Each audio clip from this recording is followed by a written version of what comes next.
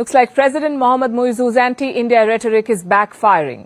This time on tourism. Maldives पूरी तरह से घुटनों पर झुक गया है। ये कह रहा है कि अब हम भारत के अंदर एक रोड शो करेंगे जिसमें हम ये यकीन दहानी कराएंगे कि इंडियंस मालदीव्स आना ना छोड़े। रोड शो प्लान किया है, road show to boost travel, अपने यहाँ के टूरिज्म को बढ़ाने के लिए रोड शो प्लान किया है। The fastest growing economy, fastest growing stock market, fastest growing ecosystem, fastest growing real estate marketing, अब ये दुनिया की सुपर पावर बनने जा रहा है।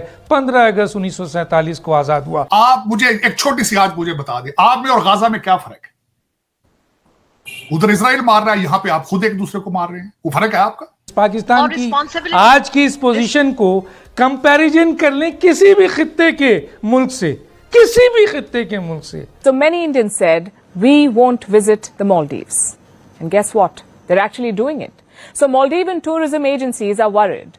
One of them held talks with India's High Commissioner in Male. Bharat को माइल किया जाएगा, भारत से रिक्वेस्ट की जाएगी कि इंडियंस बायकॉट ना करें मालदीव्स का। अमेरिकन इंटेलिजेंस एजेंसी CIA ने और पेंटागन ने इजराइल को ये बता दिया है कि अगले 48 घंटों में इजराइल पे एक बहुत बड़ा हमला होने जा रहा है। उधर तार साहब रेड सी में आप देखें बाबुल मंदेब में, वहां पे हम देखते हैं मिडिल ईस्ट में ईरान और इजराइल के मामलात खराब हो रहे हैं। ये जो इंडिया की आप मिसाल दे रहे हैं, उन्होंने 3 माइल का बफर जोन बनाया है। यस। कि अगर हालात खराब हुए तो पाकिस्तानी रिफ्यूजी होके हमारी तरफ ना आए। यस।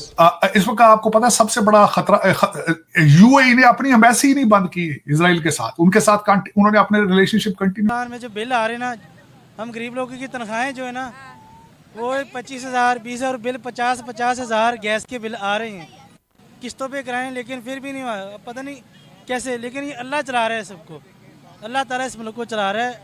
ये अल्लाह ताला का शुक्र है, शुक्र है अल्लाह पाक का लाख करोड़ शुक्र है। जैसे ईद भी अच्छी गुजर गई, अल्लाह ने सारा निज़ाम चलाया है। लेकिन जैसे जैसे इतने बिल आ रहे हैं, हमने कहा चलो मरियम नवाज की हुकूमत आई है, बिल कम हो गए, लेकिन गैस के बिल इतने ज़्यादा आ रहे हैं, काफ़ी ज़्यादा बिल हमने उतारे हैं। भारतीयों को दुनिया क्यों मांगती है? उनके साथ कोई मुल्क बदतमीजी कर देता है तो बाद में सॉरी भी करता है घुटनों पर झुककर। क्या वजह, उनकी इतनी अहमियत क्यों है? वो बस तरक्की पे पढ़े लिखे लोग हैं वहाँ पे, वो गुर्बत का मुकाबला कर रहे हैं, अच्छे लोग हैं वहाँ पे, तरक्की पे जा रहे हैं। और हमारे जो हुक्मरान हैं इनको और है क्या कह सकते हैं हम, अल्लाह ताला को हिदायत दे बस। तो नहीं ना कह सकते चोर, लेकिन क्या है सबको कुछ बोलना नहीं आता। चोर तो अब उनको कह नहीं ना सकते क्योंकि उन्होंने देखो ना मेट्रो भी बनाई है। हाँ, कैसे बनाई है मेट्रो? चाइना ने बना के दी है metro, orange line train China ने बना के दिया है, फ्लाईओवर चाइना बना रहा है, सड़कें चाइना बना रहा है, नवाज शरीफ का नाम आ रहा है। और ये लोग नंबर लगवा रहे हैं। नहीं, नवाज शरीफ को बहुत अच्छे से सबको है कि चाइना बना रहा है भाई। चलो जो भी है, लेकिन नवाज शरीफ को मायदे ना, वो काम अच्छे किए हैं उन्होंने। आप मुझे बताएं, अभी तक हमने खुद अपनी कौन सी चीज तैयार की है? एक चीज का नाम बताएं। कोई भी नहीं, फिर मगर ये है कि जय हिंद दोस्तों, स्वागत है आपका हिंदुस्तान 1 में। तो दोस्तों, मालदीव ने इंडिया आउट के बाद अब घुटने पे आता हुआ हम देख पा रहे हैं। कभी भारत को आंख दिखा रहा था मालदीव, अब पर्यटकों को लुभाने के लिए भारतीय शहरों में रोड शो करेगा। भारतीय पर्यटकों को लुभाने के लिए मालदीव के एक प्रमुख पर्यटन संस्था ने घोषणा की है कि वह भारतीय शहरों में रोड शो आयोजित करेगा। भारतीय पर्यटकों की संख्या में लगातार गिरावट के बीच Maldives association of travel agent and tour operator ने दोनों देशों के बीच यात्रा और पर्यटन सहयोग बढ़ाने पर भारत के उच्चायुक्त मुनु महावर के साथ चर्चा की है। तो चलिए दोस्तों, हम वीडियो में आगे बढ़ते हैं। पाकिस्तान मीडिया की ओर से हमें रिएक्शन जो मिल रहे हैं, थैंक यू वेरी मच। और दोस्तों, चैनल पे पहली बार आए और सब्सक्राइब ना किया हो तो सब्सक्राइब कर दीजिएगा। ऐसी वीडियो आपको हमेशा अपडेट मिलती रहेगी। धन्यवाद। साहिबा, the fastest growing economy, fastest growing stock market, fastest growing ecosystem, fastest growing real estate marketing, अब ये दुनिया की सुपर पावर बनने जा रहा है। 15 अगस्त 1947 को आज़ाद हुआ। पाकिस्तान कहाँ खड़ा है, उसकी रिस्पॉन्सिबिलिटी कहाँ फिक्स करेंगी आप? बहुत शुक्रिया डॉक्टर साहब।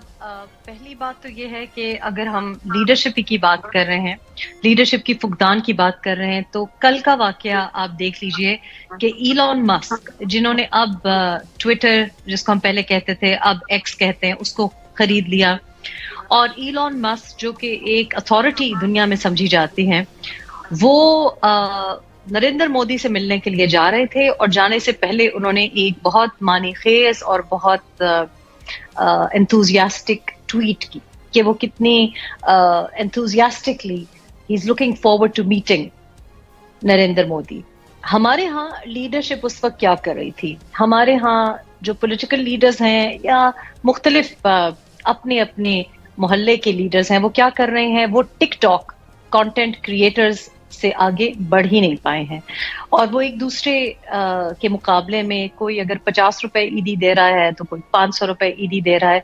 ये लीडरशिप का मयार है पाकिस्तान में। ये हमारी 5 साल नहीं 10 साल आप छोड़ दे, 5 महीने की आगे जो प्लान्स हैं वो इस पे उनका कुल उनका जो दायरा है बस इतना ही है, इतनी ही इनकी सोच यहीं तक पहुंचती है।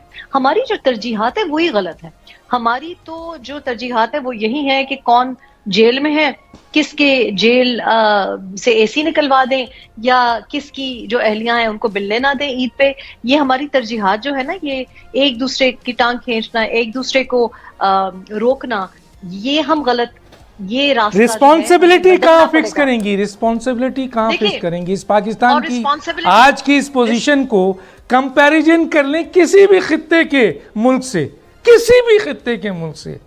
उसकी रीजन है डॉक्टर साहब। देखिए मोहसिन बेग साहब ने कहा कि हमने जिनको हीरो बनाया या जिसमें हिस्सा डाला, तो मैं तो कम से कम मुतमईन हूं कि मैंने तो जब बहुत लोग पावरफुल थे तब उस जमाने में भी लिखा और आइडेंटिफाई किया।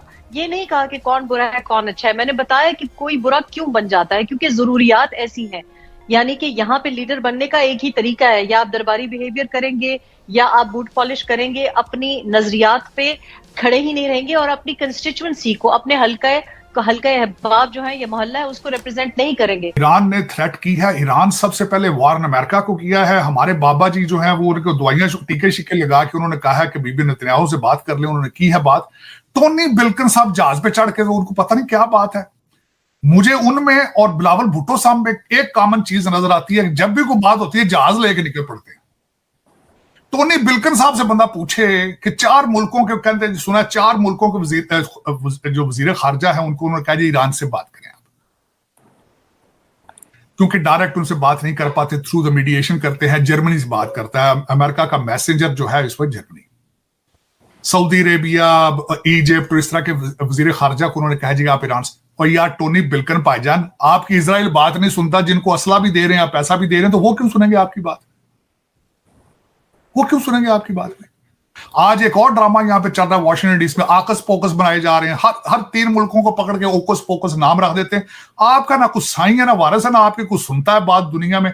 आज वो बाबा जी ने नई स्पीच कर दी है फिलीपीन और जापान के हवाले से कि हम आयरन क्लैड की तरह इनके साथ खड़े हैं अगर चाइना ने अटैक किया। और खुदा का नाम लो यार, अभी कल तुम अपने बच्चों की डेड बॉडियां उठा के रात के अंधेरे में अफगानिस्तान से भागे हो, अब दुनिया आपकी बात सुनती है? Do you have the position to defend your borders yourself? जब आप अपने आप को प्रोटेक्ट करने की सलाहियत नहीं रखते तो फिलीपीन को किस तरह सेव करोगे भाई? जापान को किस तरह सेव कर लोगे तुम?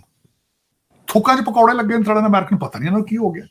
चीमा साहब, उसमें अगली जो मैं खासकर उस टॉपिक पे आना चाहता हूं, खासकर ईरान के हवाले से, कि इस वक्त सिर्फ 28 मुल्कों के अंदर इजराइल की एम्बेसी है वो सारी बंद कर दी गई, सारी बंद कर। ईरान अपनी एयर स्पेस बंद करके उन्होंने अंदर मिलिट्री एक्सरसाइज शुरू कर दी है। लफ्तांजा वाज द ओनली जो सबसे बड़ा कैरियर था जो तेहरान फ्लाइटें लेके जाता था, उन्होंने अपनी सस्पेंड की थी फ्लाइट। आज सुना था कि वो दोबारा शुरू करेंगे, लेकिन उन्होंने शुरू नहीं की। अंदर एक्सरसाइज शुरू कर रहे हैं सैटेलाइट से। अमेरिकन आर्मी जो है, जो बड़े जर्नल हैं, दे आर इन तेल अवीव राइट नाउ। उन्होंने अपना प्लान कि अगर इजराइल जो है वो अगर ईरान अटैक करेगा, अटैक की सूरत हाल क्या होगी। ईरान अटैक करेगा ड्रोन्स के साथ और मिसाइल्स के साथ। वो उसको डिफेंड किस तरह करेंगे अपने आयरन डोम की वजह से, और उसके बाद रिटेलिएट किस तरह करेंगे। मैं तो वैसे इजराइल को मशवरा ये दूंगा कि अमेरिकन जर्नलों से बचें, क्योंकि ये जो भी जंग लड़ते हैं हार जाते हैं। इनसे मशवरा ना लें, इनकी अपनी इंटेलिजेंस भी फ्लोर है और ये इनकी प्लानिंग भी ठीक नहीं, मरवाएंगे आपको आगे करके। और उसकी वजह ये है वो अपना सारा तैयारी करके बैठे। चीमा साहब, इस वक्त अगर देखा जाए तो ईरान उनकी प्रैक्टिस आज के दिन पे, साथ इजराइल कह रहा है ईरान को कि अमेरिका कह रहा है अटैक न कर, आज 5 हमले लेबनान के अंदर किए हैं इसराइल ने हिजबुल्लाह के ऊपर, और according to their news agency वो कहते हैं कि हमने हिजबुल्लाह का इंफ्रास्ट्रक्चर सारा खत्म कर दिया। वो उनके कहने से क्या फर्क पड़ता है, but they are on the back foot frankly speaking.